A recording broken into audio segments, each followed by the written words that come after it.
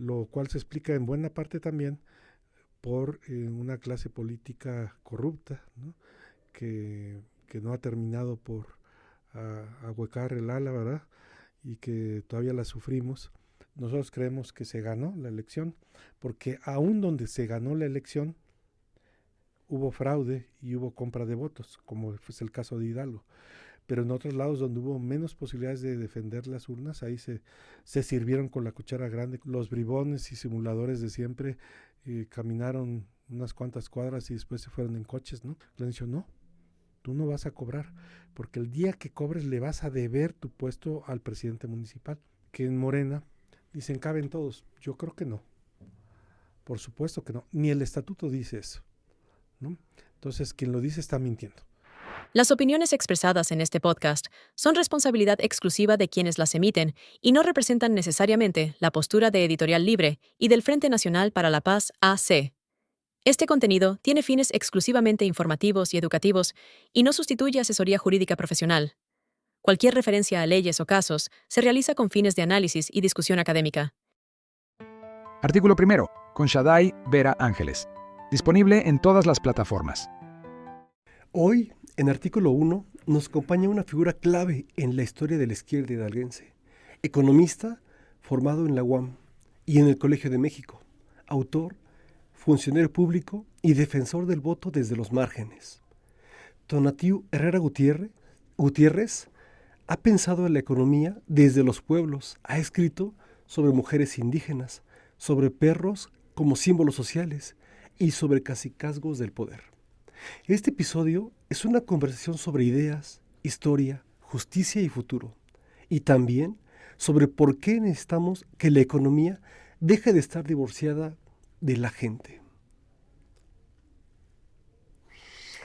Hola, Tono, ¿cómo estás?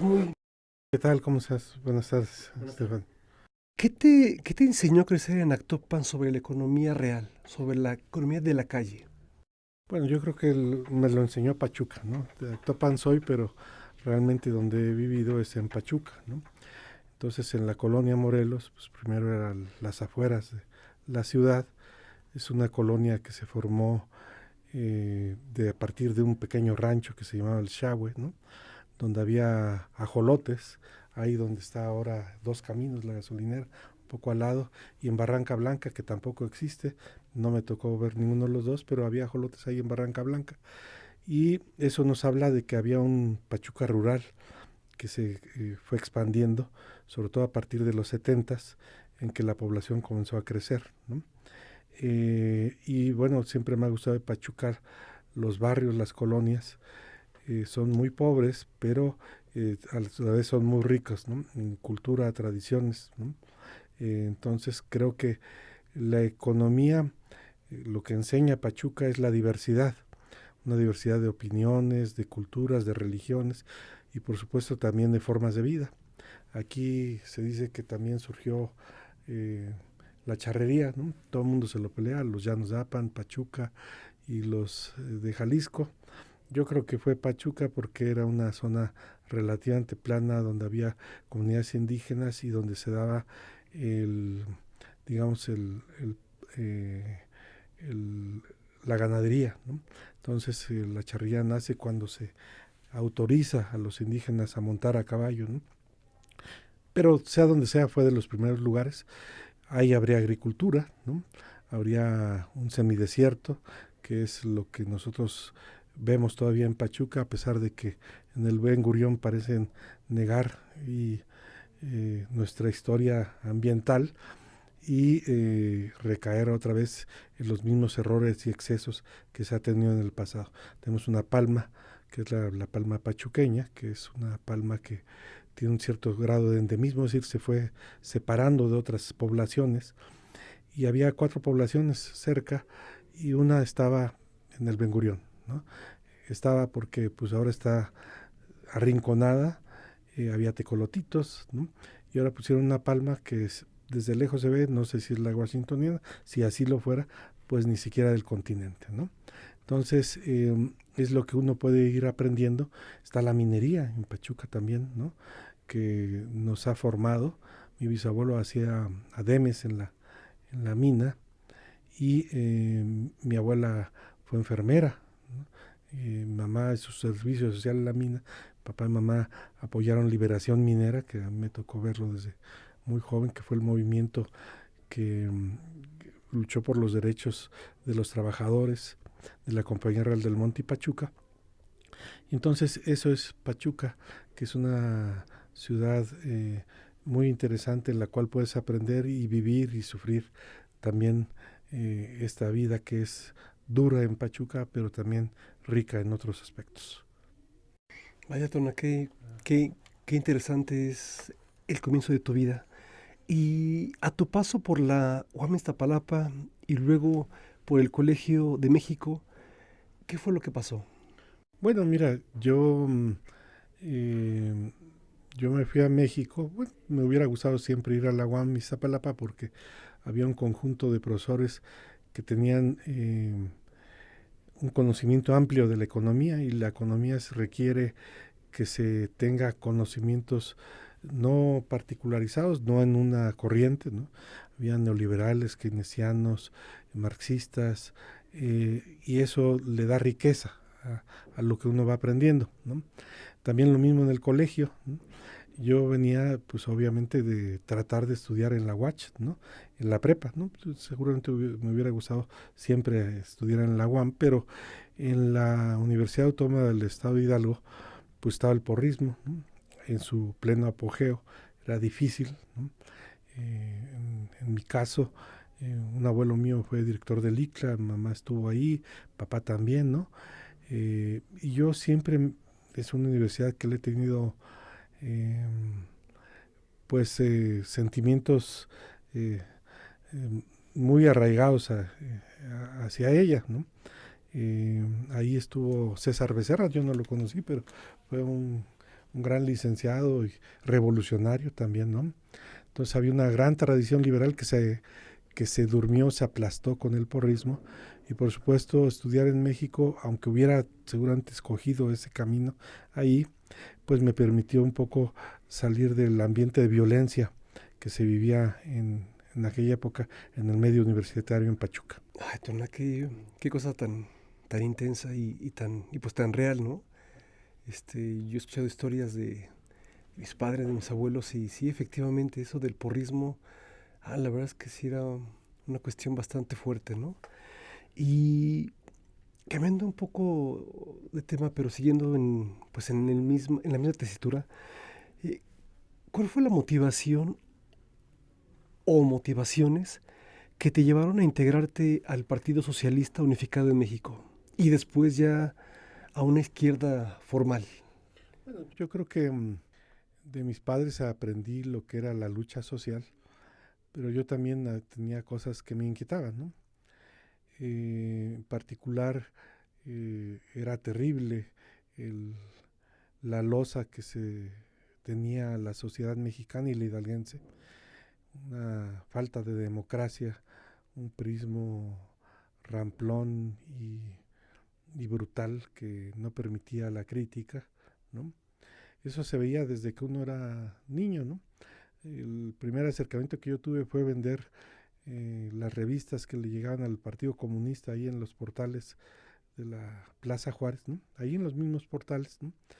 Y por supuesto más tarde me organicé tal vez en la secundaria conferencias sobre Palestina, en aquella época todavía, ¿no? Trajimos al embajador, ¿no? Ahmad Sobet, ¿no? Y luego a Abu Hilal, ¿no? Al ESME. Y me parece que fue una época en la cual había muchos movimientos en Latinoamérica, en El Salvador, en Nicaragua. Algunos terminaron mal, otros regular, ¿verdad? Unos bien. Eh, y cuando yo tenía 17 años, pues comencé a participar en el Partido Socialista Unificado de México, que era una herencia del PC, pero más otros grupos. Eh, y bueno, la intención creo que es la que buena parte de la población ha tenido, independientemente de que participe en un partido o en un partido de izquierda, es el cambiar las condiciones de vida tan deplorables y miserables que vive la gente. Lo cual se explica en buena parte también por una clase política corrupta, ¿no? que no ha terminado por ahuecar el ala, ¿verdad? Y que todavía la sufrimos, antes en el PRI y ahora en Morena. Ay, Tona, bastante interesante lo que estás comentando. Y siguiendo en ese tenor, ¿qué es lo que recuerdas del proceso de defensa del voto en 2006 aquí en el estado de Hidalgo? Bueno, yo creo que nosotros pasamos por una etapa en el PMS, en lo que sucedió en el PSUM, cual, si no mal recuerdo, lo digo siempre de memoria, se tuvo un porcentaje muy importante, arriba de todos los partidos chiquitos que ahora están, si no mal recuerdo fue el 16%. Un partido socialista, era un partido democrático, partido que se abría a todas las formas de pensamiento dentro de la izquierda, a la discusión, y por sí solo tuvo un porcentaje importante.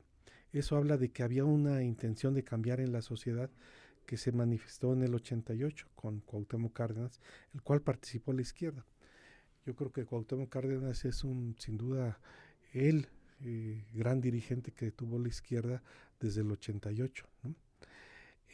Opacado en parte por la propia presencia de López Obrador, pero él dio origen a todo eso.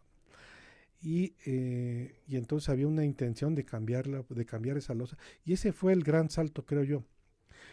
Muchos vemos el triunfo ahora en el 2018, pero en el 88 se da el momento de la liberación, en el sentido de que antes de eso, pues, algunos nos llegaron a detener por pegar carteles, por pintar, lo cual era absolutamente un despropósito, una tontería del propio sistema. Pero que esas eran las condiciones. Y en el 88 hubo una liberación, ¿no? Ya antes, como dije, se tuvo un buen porcentaje, se hicieron cosas, se protestó en el Sol de Hidalgo, por ejemplo, porque estaba diciendo una serie de problemas que no existían en la propia izquierda, y se fue a decirle, pues nada más, lo único que pedimos es que publiques lo que nosotros decimos, no callarlo, porque no se debe callar nunca a los periodistas ni a los periódicos, pero sí que tuviera un mínimo de equidad. Pero eso que era complicado todavía, y en el 88 la gente salió a las calles, pero masivamente. Antes de eso salimos, sí, se hizo manifestaciones como nunca se habían hecho también, pero en el 88 fue masivo y fue en una gran cantidad de municipios. Ese fue un gran cambio, ¿no? Y por supuesto se pasó de ganar el Distrito Federal a competir en el 2006, cuando ya iba a participar a Andrés Manuel López Obrador como candidato a la presidencia. Aquí ganó en el estado de Hidalgo, pero hubo fraude también aquí, ¿no? Hay que decirlo, no importa que tú ganes, puede haber fraude porque hubo compra de votos, porque hubo interferencia de los funcionarios federales, estatales y municipales, porque había una parcialidad de los cuerpos policíacos, ¿no? No como antes, ¿no? Antes pues ellos estaban directamente en la urna para favorecer a los priistas, ¿no? Entonces una gran cantidad de pillos que nos tocó luchar contra ellos en las urnas, porque estaban robando las urnas, las subían a los coches y se las llevaban para cambiar la votación. Pues ahora parece ser que están de regreso, ¿no?, a la política, no en el PRI porque ya se acabó, ¿verdad?, sino en el partido que es mayoritario, que es Morena, y que es donde dicen, pues ahí podemos hacer. En el 2006 eso es lo que vivimos, ¿no? En el 2006 hubo un fraude, por supuesto que lo hubo. A pesar de eso, la diferencia era de un 1%, lo cual implicaba que había que recontar, el estándar actual, habría que recontar los votos, ¿no? Pero más allá de eso, pues fue previsible, pues, todo el mundo se metió a la elección, el presidente fue notorio, se supo después que se metió, hizo cosas indebidas que hoy se reclaman en distintos momentos, ¿no? Pero que en aquel entonces él lo declaró, ¿no? Él lo declaró, se utilizó infraestructura del gobierno para hacer campaña en contra de López Obrador, se utilizaron correos oficiales, el propio presidente y funcionarios en horario laboral participaron. A pesar de eso, nosotros creemos que se ganó la elección, porque aún donde se ganó la elección, hubo fraude y hubo compra de votos, como es el caso de Hidalgo. pero en otros lados donde hubo menos posibilidades de defender las urnas, ahí se sirvieron con la cuchara grande, como así se dice normalmente. Y entonces salimos a las calles. Aquí salimos antes inclusive que en lo nacional, salimos al otro día. Al otro día salimos porque dijimos, esto es hoy evidente que hay una mano negra.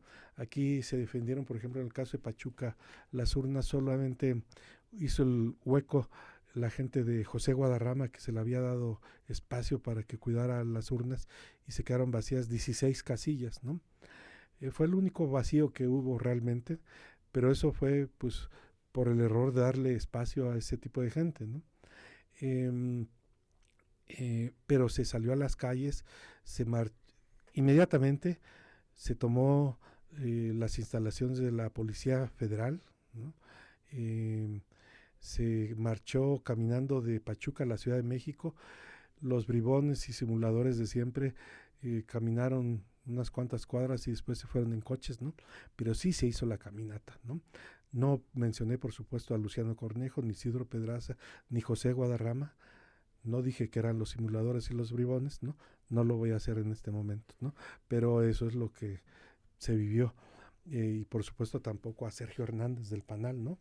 Que también estuvo por ahí y que ganó una diputación y que más tarde él dijo, pues yo gané.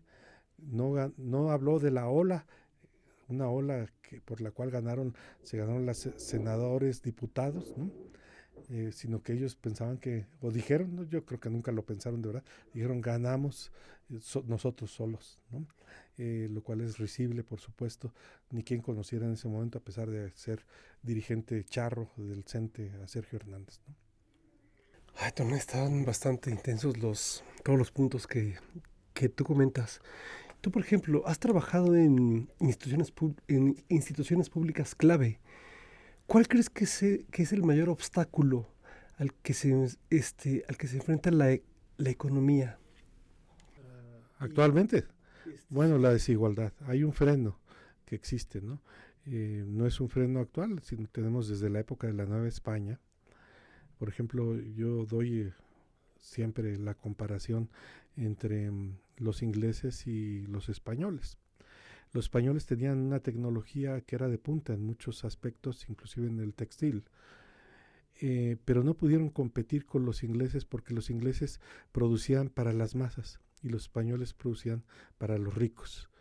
De tal forma que nosotros teníamos contrabando en las costas de Campeche de productos fabricados en Inglaterra, y en cambio pues no se distribuían los productos, a pesar de que había un monopolio casi, había obrajes, es decir, industrias locales, pero no se comparaban con lo que querían vender los propios españoles, pero vendían para los ricos, y entonces eso creó una distancia entre los mercados a los cuales se producían los industriales españoles o los de Inglaterra. Ese ha sido un freno. Se tuvo ese freno con Porfirio Díaz.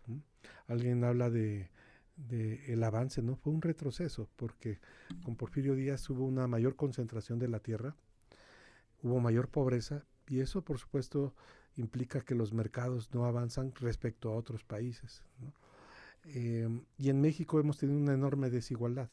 Podemos tener gente muy rica, ¿no? Carlos Slim, Salinas Pliego, Larrea, muy rica en estándares internacionales, y tenemos gente que en Yagualica apenas sobrevive, ¿no? En Huehuetla, aquí en el estado de Hidalgo. Esa es una infamia, pero también es un error, las dos cosas. Es una infamia por los derechos humanos que ahí se conculcan por un sistema que todavía no terminamos de destruir o de cambiar o de renovar o reformar, como ustedes lo quieran, ¿no? Pero también es un error porque es el freno para que la economía prospere también. Entonces ese es el principal freno. Y en el caso del estado de Hidalgo, pues bueno, nosotros tenemos que las prioridades están invertidas, no solamente en este gobierno, sino en los anteriores. No me parece que se tenga una política económica clara hacia las regiones. También yo creo que, bueno, otra vez no quiero regresar al Ben Gurión porque lo van a inaugurar el 30, ¿verdad? Pero por supuesto es una infamia frente a la loma, ¿no? La loma que ha sido despojada de un kiosco, que ha sido despojada de lugares para las escuelas, que es un lugar donde a las 8 no hay transporte en algunas zonas porque es muy extensa la loma, algunas sí, otras no. Y entonces se decide que eso no es importante y que mientras tanto otras cosas que se encuentran en la zona más exclusiva de Pachuca pues son relevantes. Y hay que ver que el Ben Gurión tiene varios problemas. Lo primero es el nombre, ¿no? Ben Gurión es un personaje que estuvo en los grupos terroristas que expulsaron durante la Nakba, que es la tragedia de la expulsión del pueblo palestino, 750,000 personas más o menos. Y bueno, pues él estuvo en primera fila y hoy tenemos un nombre para este hermoso lugar, o hermoso, no sé cómo lo vayan a poner ahora, pero un lugar que estaba bien y que sin embargo ahora le invirtieron de más. Habrá que cambiar el nombre, por supuesto, ¿no?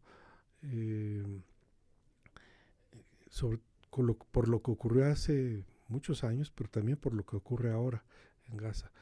Y nosotros no podemos ser ajenos en Pachuca, porque Pachuca ha sido una ciudad abierta, donde han venido metodistas, pentecosteses, mormones, hay ateos, hay masones, católicos, guadalupanos, judíos. Y en ese sentido nosotros debemos de, digamos, hacer valor esa historia, de respetarla, una historia de apertura hacia distintas culturas y manifestaciones, y ciertamente no lo es con ese nombre, ¿no? Pero bueno, es un tema también aparte. Interesante, por cierto. Sí. ¿Y nos podrías comentar qué hay detrás de ese título provocador, Los perros del mundo? Es más o menos lo mismo. Es una historia de las religiones, el primer tomo. Lo robaron ahí un día la fundación, nunca he podido rearmar el segundo tomo con tranquilidad, ¿no? Pero Los perros del mundo habla de, porque hay una época en la que todo el mundo decía es el perro judío, es el perro musulmán, es el perro cristiano, ¿no? Es el insulto hacia el otro, hacia una cultura, una religión distinta, y se le insulta como perro, se le dice perro. Y como en Pachuca cabemos todos, pues somos los perros del mundo en algún sentido, ¿no? Porque pues había judíos, y yo siempre pongo de ejemplo que aquí un judío que fue quemado en la Ciudad de México, en la Alameda, en lo que hoy es la Alameda, enfrente de lo que es el Museo del Virreinato, estaba el quemadero, ¿no? Acá tenía un apodo que era el judío, ¿no? Entonces yo creo que la gente sí sabía de qué se refería, pero aquí no fue perseguido, aquí se toleraba. Uh-huh. Aquí lo único que se le pedía a la gente era que trabajara, que muriera trabajando, ¿no? Y no importaba lo demás, lo que es una tragedia porque la gente vivía poco en las minas, pero en el otro sentido permitía que gente que en otros lados, inclusive en las repúblicas de indios, sabes, cuando se iba alguien, ¿no? No le era permitido regresar, pero sí encontraba en algunas ciudades o reales, como el de Pachuca, un lugar donde podía trabajar. Las condiciones eran terribles de trabajo, había que hacer socavones verticales, horizontales, donde las escaleras eran apenas unas vigas con unos hoyos ahí horadadas, ¿verdad? Muy peligrosa, había que cargar cosas, pero encontraban su lugar, todos tenían la misma mala suerte o la misma buena de tener un lugar donde trabajar y mal morir, pero vivir lo que se podía, ¿no? En ese sentido, Tona, ¿qué temas sientes que aún no se han investigado lo suficiente? Bueno, vamos a hablar de la corrupción, ¿no? Yo creo que vamos a hablar de otros temas, pero creo que algunos parte de la diversidad de Pachuca es eso. También la corrupción, por cierto, ¿no? Me desdigo. La corrupción, siempre han dicho, pues es inherente al sistema mexicano. No, yo creo que siempre ha habido ejemplos de gente que no ha sido corrupta. Entonces hay que ver por qué existe. El callismo tiene que ver mucho, la herencia callista que tenemos en Hidalgo, tiene que ver con la corrupción, pero también es un tema que hay que investigarlo, no como lo investigan los periodistas en la coyuntura, sino en el largo plazo. Explicar cuáles son las razones, lo que lo permite, lo que lo facilita, lo que lo impide, lo que lo regula. Eso es muy importante para la sociedad pachuqueña y la hidalguense, ¿no? Pero siempre, y eso es importante decirlo, en todas las épocas, cuando dicen todos son corruptos es porque están escondiendo la corrupción propia. No, yo creo que siempre en todas las épocas ha habido gente que no es corrupta en Pachuca.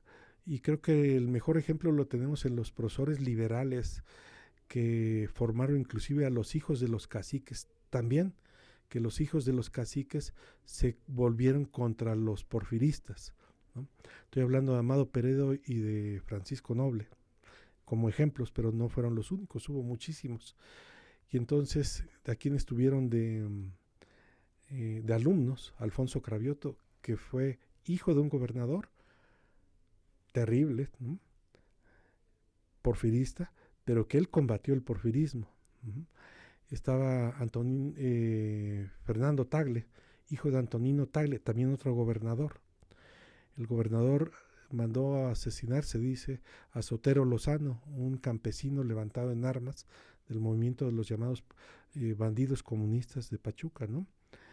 Que lo matan en Villa de Zontepec por la espalda, pero él, su hijo, va a presidir la reunión de clubes liberales antiporfiristas de San Luis Potosí, que es un momento clave del movimiento en contra de Porfirio Díaz en el país y a nivel nacional. Entonces, eso es lo que ocurre cuando tenemos esa educación liberal, en la cual, al contrario de lo que se vivía un siglo antes, que era una educación religiosa, que no decía nada del mundo, ni de sus problemas, ni de la geografía, ni de las ciencias naturales, ni de las razones por las que y cómo vivimos. Una vez que se tiene esa educación, pues un producto muy importante de ella son hombres íntegros que pueden superar lo que sería para otros, hoy inclusive hoy lo podemos ver con algunas gentes, definitorio, que es la influencia de una familia en la cual la corrupción o el abuso son permanentes hacia otras gentes. Pues ahí se supera porque pues les aprendieron a ser buenos seres humanos. Entonces, desde tus creencias, desde tu convicción, ¿tú crees que se puede ser de izquierda y ocupar espacios técnicos sin ceder convicciones? Pues claro que sí. Lo primero es que no solamente de izquierda, sino que los gobiernos en el pasado, eso lo vivíamos mucho, siempre decían, tú cobras por,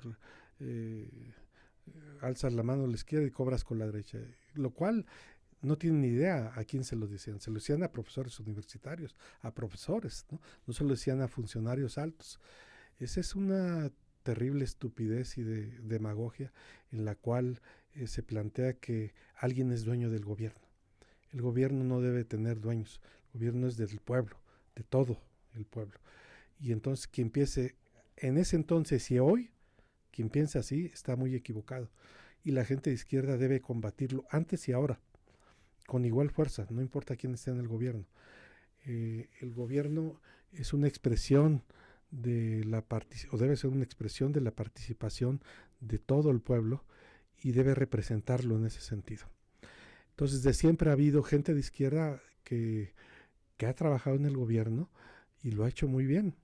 Está, por supuesto, los revolucionarios tuvieron su época democrática, pero después se vieron muy antidemocráticos, ¿no? Los de la Revolución Mexicana, pues una época democrática muy intensa, muy intensa, de cambio social, pero después se volvieron el PRI, ¿no? Una cosa muy antidemocrática, pero ahí estaba Gilberto Bosques, ¿no? Que fue embajador en Cuba, en Francia, ¿no?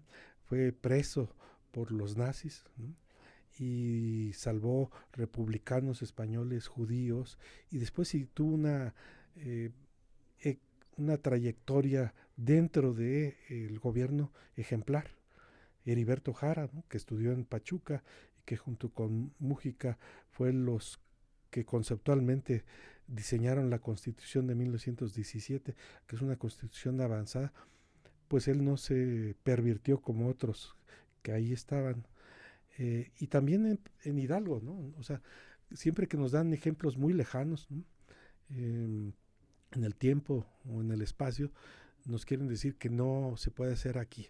Y sí, él lo había aquí, ¿no? César Becerra, que yo lo mencioné, fue alumno en México, vino aquí a una manifestación anticlerical, abogado él, y cuando la revolución fue del Estado Mayor de Nicolás Flores, es decir, un abogado con las armas a combatir a la dictadura. Eso habla de alguien que estaba en la izquierda y siguió trabajando y hizo bien su trabajo, ¿no? El propio Matías Rodríguez hizo cacique, pero hubo un tiempo que fue muy buen nuestro mejor gobernador. Hasta la fecha nadie lo ha superado, ¿no? Humilde, no estudió. Él fue peón, panadero, albañil, charro, ¿no? No charro sindical del CENTE, ¿no?, sino charro de los que iba por el ganado. Entonces, eso se ha podido hacer y yo creo que hay ejemplos también. Yo recuerdo siempre a Chano Ortega, ¿no?, que fue gobernador y fue un gobernador honesto. Y eso no se dio hace mucho, ¿no? Se dio finales del siglo pasado, ¿no? Y creo que se puede mencionar también siempre una gran cantidad. Siempre hay que tener suficiencia técnica, hay que tener ética, ¿no? Suficiencia técnica es que hay que conocer el tema que se tiene enfrente, ¿no?, o tener capacidad para abordarlo. Ética, y la ética nos la han enseñado también gente que desde gente que también que no ha sido de izquierda, también habría que decirlo. No sé cuál sería su convicción de algunas gentes.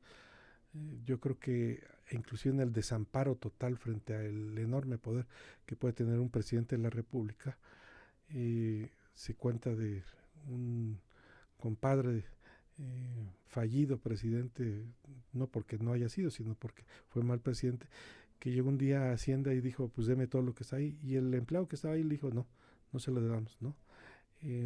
Entonces, bueno, siempre es posible encontrar eso en cualquier circunstancia, ¿no?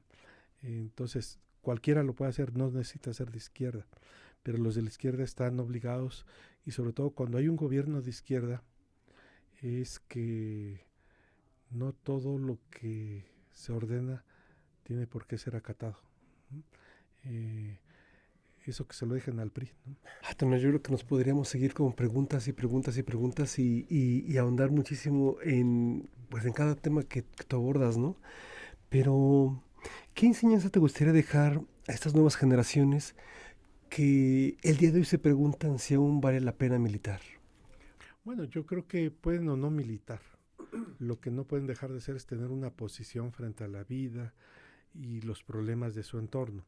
Somos animales sociales, no somos ajenos a la sociedad y tienen que participar en ella. Lo pueden hacer en su escuela, lo pueden hacer en su barrio. A veces una actividad excluye otras. Hay gente que participa activamente en su barrio y es difícil que lo haga en su escuela. No se pueden multiplicar, ¿no? También es necesario que cuando lo tengan que hacer, pues lo hagan en la calle, lo hagan frente a la autoridad, o inclusive, más importante, es contra o frente a sus propios vecinos, ¿no? Hay cosas que se hacen mal o hacemos mal, ¿no? Siempre estamos propensos los seres humanos a cometer errores, así que cualquiera, tú, yo, podemos cometer errores y actuar mal. Y a veces es difícil que alguien lo haga frente a sus familiares o los vecinos, ¿no? Que se ponga frente a ellos cuando están cometiendo un error o una injusticia. Entonces, o son apáticos, ¿no? Entonces siempre es posible participar, hacer las cosas bien, intentar hacerlo mejor, ¿verdad? Reconocer en el otro, el enemigo, el adversario, cuando ha hecho algo bien, y por supuesto reconocer cuando los propios han hecho mal, ¿no? Esos son, pareciera que son distintos, pero creo que al final están en el mismo talante que se tienen que tener los ciudadanos. Así que, bueno, yo creo que ahora no es lo mismo que antes. El profesor Patricio, que era un militante del PC, del Partido Comunista en Tula, pues prácticamente estaba solo, a veces, ¿no? Se enfrentaba solo, ¿no? Jaime Guajardo Guaso, que fue dirigente de Liberación Minera, nunca fue reconocido ni apoyado por la dirección nacional del sindicato minero, que era Charro, era el papá de Napoleón Gómez Urrutia, el actual dirigente, que hoy curiosamente pareciera defender con todos las corruptelas que parece aflorar en él, ¿verdad? Y toda su tradición charril, de pronto pareciera a veces también proteger los derechos de los trabajadores. Ajá. Y entonces, imagínense antes, ¿no? Cuando se tenía la prensa, se tenía la iglesia en contra, se tenía el gobierno federal, al gobierno estatal, al gobierno municipal, pues entonces eso era algo relevante, el trabajo, por ejemplo, de Jaime Guajardo Guaso, pero no fue el único. Gabriel López Bracho, que finalmente pues no pudo sostenerse en el sindicato de los trabajadores al servicio del Estado, porque pues le pusieron trabas y luego lo golpearon, literalmente lo golpearon, físicamente lo golpearon. Entonces yo creo que siempre es posible actuar bien en los distintos ámbitos en que uno participa. Ahí siempre es posible hacer algo. Si tú pudieras reescribir un artículo de la Constitución desde una mirada económica, pero con justicia social, ¿cuál sería y cómo quedaría? Yo creo que a la Constitución ya la han agarrado o la han modificado de más, ¿no? No me gustaría ni siquiera para algo que yo piense, sí tengo alguna idea de cuáles habría que cambiar, el 115, ya lo dije, pues no hubiera sido lo mejor, pero la representación, y eso me parece fundamental, de los ciudadanos está coja a nivel municipal. Y está coja porque es el último lugar en los presupuestos, el último lugar en la toma de decisiones. Los presidentes municipales son gente que vive contracorriente de las decisiones de los gobiernos estatales, de los gobernadores y de la propia federación. Pero un tema fundamental es que aún en los propios municipios, cuando se hace una planilla, esta es seleccionada por el candidato, que el que queda como presidente, pues cree que todos le deben pleitesía. La única forma de darle vuelta a esto es que se elijan a los regidores o una figura similar por zonas, por regiones dentro del municipio, de tal forma que no le deban absolutamente nada al presidente municipal y representen a gente de carne y hueso que les puede exigir. Actualmente existen las autoridades auxiliares, son los delegados aquí en el estado de Hidalgo, son las agencias en otros estados, y esas son más democráticas y tienen una participación mayor, excepto en Pachuca y algunas ciudades, ¿no? Que cualquier regidor, ¿no? Los delegados, ahora vi que el presidente del Congreso erróneamente decía, pues hay que elegirlos por 3 años. No, por supuesto que no. Los delegados en las comunidades indígenas, les dicen, y en las comunidades campesinas del estado, cuando les dicen, porque siempre hay intención de que les den un sueldo a un delegado, les han dicho en muchos, me consta, ¿no? Les han dicho, no, tú no vas a cobrar, porque el día que cobres le vas a deber tu puesto al presidente municipal y no a nosotros. De tal forma que el año que duran ahí es para que no se eternicen, que eso también es un problema, y que también esa renovación implique que siempre hay gente interesada, formada para hacer cosas, pero también como es honorífico, no se gana, pues también es lo que se puede trabajar sin ganar, ¿no? Y manteniendo sus otras fuentes. De tal forma que a mí me parece un error, un grave error, que se plantee eso. En todo caso, me parece que hay que replantear cómo se eligen los regidores. Siempre son, a mí no me gusta el término de corcholatas para los candidatos, pero lo dicen porque en efecto los usan como tales, como corcholatas, y eso es infame para los propios candidatos, pero también para quien los eligen, porque finalmente son electos en una planilla en la cual no es correcto que no se planteen como ser representantes de sus vecinos, ¿no? Entonces yo creo que el 115 es muy importante, pero ante la única forma de darle fuerza al municipio es haciéndolo más democrático. Que no los elijan los gobernadores a los presidentes municipales, que sea la gente. Y una buena parte de esto descansa en que haya una vida democrática dentro del municipio. Actualmente los cabildos se hace grilla, pero no se hace política de verdad, ¿no?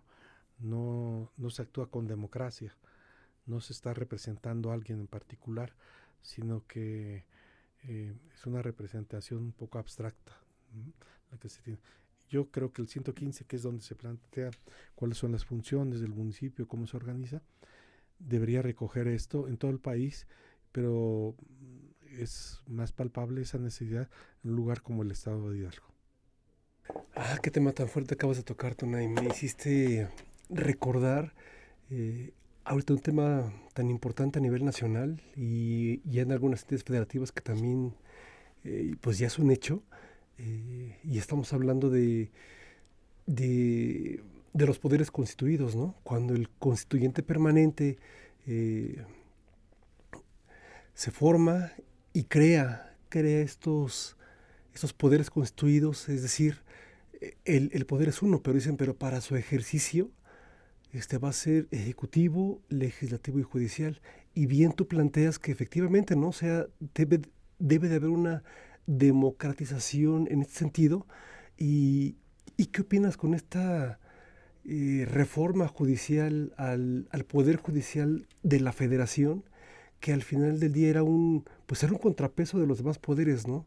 Y ahora esa forma de elegibilidad de estos funcionarios, que ahora inclusive van a ser propuestos desde el Ejecutivo o desde el Legislativo, ¿crees que siga siendo democrático? ¿Crees que siga siendo ese contrapeso? ¿O qué crees que pueda pasar con esta reforma judicial que tanto se ha hablado?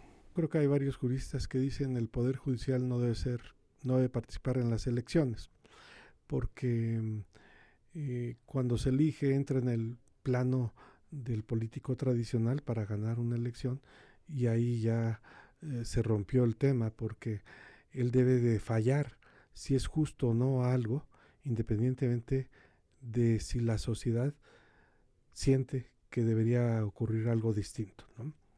En otras palabras, debe ser justo a pesar de que sea impopular una decisión. No todo debe ser buscarse que toda decisión sea impopular, al contrario, deben ser populares muchas, ¿no? O se debe buscar que así sea. Pero este poder está para equilibrar. Desde la Carta de los Derechos del Hombre se plantea esta necesidad. Yo coincido con eso, pero también no creo, un poco por lo que tú decías, que el Poder Judicial haya sido imparcial en este país. Ha sido parcial. Tenemos una constitución avanzada, ahí está el amparo, en la cual Tocqueville lo dijo, ¿no? Hace mucho. Dijo, bueno, hablaba de Estados Unidos, pero decía, sucede que en Estados Unidos los ricos no van a la cárcel, ¿no? Porque el sistema lo permite, ¿no? Tampoco en Europa, ¿no? Así que Tocqueville no debió haber sido tan crítico en ese punto en particular, que creo que en otros no lo era. Pero en el caso de México, ciertamente el Poder Judicial ha sido parcial. Uh-huh. Ha sido parcial cuando ha habido guerrilla en este país, cuando ha habido huelgas, cuando ha habido despojo de comunidades indígenas, ha sido parcial cuando se ha despojado a pescadores. En lo laboral se ha sido parcial, ¿no?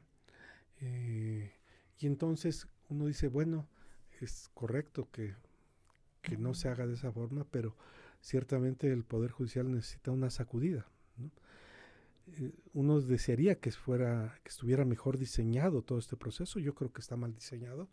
Es una crítica fuerte al legislativo, al ejecutivo también, y por supuesto al propio judicial. El judicial se marginó del proceso en lugar de participar activamente en él, ¿no? Ese también es un error, porque entonces no están representando esa voluntad que está en la Constitución de que haya imparcialidad, sino que están asumiendo como una parte, ¿no?, de un conflicto. Deberían tener más altura de miras. ¿Qué es lo que yo puedo ver? Bueno, nos ha tocado escuchar varios candidatos a la renovación que han dialogado, ¿verdad? Y bueno, ¿qué es lo que yo veo importante en esto?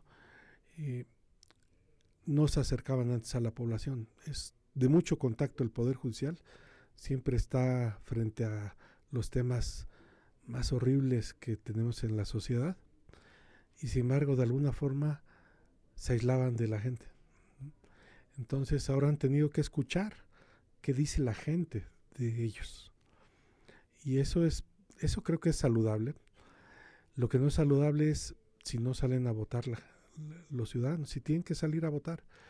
Y en una elección que tiene cierto grado de complejidad, la primera obligación que tienen los ciudadanos es informarse. Tienen que informarse de lo que se va a votar, cómo se va a votar, a quiénes se van a votar. Y entonces, a pesar de que hay muchos candidatos, pues van a poder ver, a escuchar a los que quieren participar activamente en el proceso y dentro de esos elegir. Y habrá quien se convenza por una u otra razón, pero finalmente son los que se van a encontrar juzgándolos, porque todos el día de mañana podemos acabar en lo laboral, en un litigio, ya sean empresarios o trabajadores, ante un juez. Ahora así va a ocurrir, en un asunto penal, en un asunto civil. Entonces yo creo que eso es algo que es de interés de todos. Entonces creo que hay que llamar a votar, pero antes de votar que se informe la gente. Se va a renovar la Suprema Corte, los magistrados de circuito, se van a elegir jueces, tanto en lo penal como va a haber mixto administrativo. Entonces hay que saber un mínimo de qué es eso que nos dicen ahí, cómo se come, para qué sirven los jueces, porque si no nos vamos a enterar el día que tengamos un problema. Entonces la gente debería de decir, más vale que yo me entere antes y participe, que todos, porque hay un accidente de tráfico, porque lo corrieron del trabajo, todos eventualmente podemos caer frente al Poder Judicial, y qué mejor que nos enteremos, participemos. Un buen resultado sería que la gente comience a conocer el Poder Judicial. Es un gran enigma qué se hace, cómo se hace y quiénes están ahí. A veces inclusive cuando se tenga algún problema se termina por no comprender muy bien cómo se dan las sentencias. Definitivamente, ahorita que estabas planteando la parcialidad que ha tenido el Poder Judicial Federal a lo largo de la historia, me hiciste recordar con mi época. Yo estudiaba la prepa, y en el 94, en diciembre, cuando sale Salinas de Gortari y el país se va a la quiebra y la Corte inclusive hace un pronunciamiento sobre una sentencia, lo que después conocimos como el famoso anatocismo. Yo recuerdo que, híjole, bueno, yo no entendía mucho de muchas cosas. Solamente recuerdo que mi abuelo, recuerdo que mi madre se pusieron a llorar porque las deudas se volvieron impagables. ¿Tú crees que esa decisión de la Corte fue social, fue política, fue económica o fue todas juntas? ¿Cuál sería tu opinión al respecto? Yo creo que un grave problema del Poder Judicial por el cual no es imparcial es que no es independiente. Está siempre frente al poder del Ejecutivo, ya sea el federal o el estatal. Y cuando no es independiente, cuando no hay quien lo respalde, eso pudiera ser el mejor resultado de esta elección. Que no salgan porque un gobernador o alguien, Adán Augusto Monreal, ¿no? Sacan ponen un acordeón de cómo voten y así va la gente. No, que vayan y voten, porque eso le puede dar independencia a un juzgador. Si no, frente al poder económico y más al poder de los bancos o de los tenedores de deuda, se hace chiquito. Yo recuerdo muy bien que Moltke, que era el gran mariscal de los prusianos, ¿no? Cuando se crea Alemania, ¿no? Que nadie puede acusar de ser socialista o comunista, nadie, ¿no? Absolutamente nadie, al contrario, un conservador, se asumía con orgullo de ser conservador. Él decía, bueno, el poder financiero es tan grande que nos ha obligado a entrar en guerra, o ha obligado a entrar en guerra a algunos países. No se refería a cualquier país, se está refiriendo a México, porque nosotros entramos en guerra en parte provocada por las deudas que se tenía el país frente a franceses, ¿no? que tenían en su poder nuestra deuda. Entonces yo creo que los juzgadores deben tener esa independencia. A veces es muy difícil que la tengan o la mantengan, ¿no? Lo vemos ahora con Trump, ¿no? Han por todos los medios ilegales tratado de darle vuelta a las resoluciones de jueces. Eso también puede ocurrir aquí. Y la única razón por la que ocurre es porque está aislado el juez, porque no hay un conjunto que lo defiende y que también está aislado de la ciudadanía, ¿no? No debe buscar la popularidad y que sea una estrella más, ¿no? de fútbol, pero por supuesto que eso no implica que esté aislado. Tiene que estar cerca también de la gente. Eso podría ser la ventaja de esta elección, pero todavía no sabemos cuál va a ser el resultado. La única forma como el pueblo mexicano va a sacar partido de esta elección es yendo a votar. Y tiene que superar esa desconfianza que tiene a un proceso que no entiende, de un poder que nunca ha comprendido. ¿Qué sigue para ti en esa etapa de tu vida y en esta lucha? Bueno, yo creo que lo que debe seguir es lo que uno ha hecho en el pasado igual. Si uno es funcionario público, yo lo fui en la UPSI hace 30 y tantos años, ¿no? Unidad de Prácticas Comerciales Internacionales, la primera vez como funcionario público, y uno tiene que hacerlo bien, ¿no? Y así también lo haga ahora, ¿no? En ese trayecto tiene que hacerlo. No tiene que dejar de participar, tiene que... un tema es qué pasa con la sociedad. En el momento en que alguien dice no se puede, es porque quiere que se vayan a su casa para que él sí pueda. Ajá. Entonces los corruptos dicen todo es así, ¿no? Yo creo que un gran problema ahora que se tiene en la izquierda es que esta depende en gran parte de Morena. Morena lo que hizo es ser el lugar donde se depositan esas esperanzas y esas luchas. Pero Morena por sí solo no es un objetivo. Si Morena no funciona, que desaparezca. Y si Morena no le cumple al pueblo de México, lo está traicionando. Ahora lo que tenemos es que en Morena dicen caben todos. Yo creo que no. Por supuesto que no. Ni el estatuto dice eso, ¿no? Entonces quien lo dice está mintiendo. Primera instancia. Segundo lugar, Morena nace de esa esperanza de derrotar un mundo antidemocrático y desigual. Si quiere entrar está bien, pero es para derrotar eso, no para continuar lo anterior. Ese es un problema en Morena, pero ese no es un problema para quien está en la izquierda, esté en la academia, esté como funcionario o esté fuera como militante o activista, debe propugnar por una sociedad más justa, independientemente de lo que digan las autoridades federales, estatales, municipales o las autoridades del partido. Es al revés en un partido de izquierda. Quienes tienen que rendir cuentas son ellos, no nosotros. Quien tiene que rendir cuentas es quien gobierna, quien tiene que rendir cuentas es quien dirige. No, los militantes también rendimos cuentas cuando nos equivocamos y eso, pero en general es al revés, ¿no? Es decir, es frente a una asamblea, etc. Por eso creo que hay que recuperar la democracia interna en Morena. No puede ser que ahora los funcionarios de Morena sean designados. Eso no es democrático. Los funcionarios en Morena tienen que ser electos por los militantes. Así que una parte tiene que ir por ahí. La otra es que la izquierda es más amplia. Los sindicatos que pues, han venido a menos en unas condiciones que deberían ser más favorables para su actuación.